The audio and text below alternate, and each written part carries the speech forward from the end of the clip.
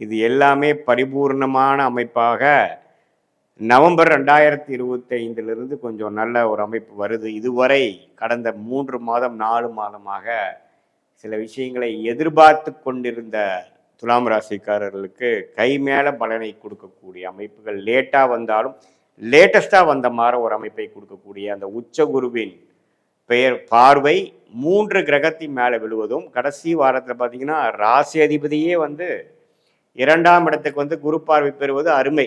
So November மாதத்தில் சில விஷயங்கள் பாசிட்டிவாக முடிஞ்சுதுறப்பா அப்படிங்கிற ஒரு அமைப்பை, மிகவும் தேவையான ஒரு அமைப்பை, ஏன்னா பல மாதமாக காத்து கொண்டு மிகவும் மன உளைச்சலை கொடுக்கக்கூடிய அமைப்பை கொடுத்த இந்த கிரக அமைப்பு துலாம் ராசிகளுக்கு நல்ல ஒரு அமைப்பை, ஒரு விடிவு காலத்தை கொடுக்கக்கூடிய அமைப்பு நவம்பர் மாதம் வருவதுங்கிறது ஒரு அருமையான விஷயம்.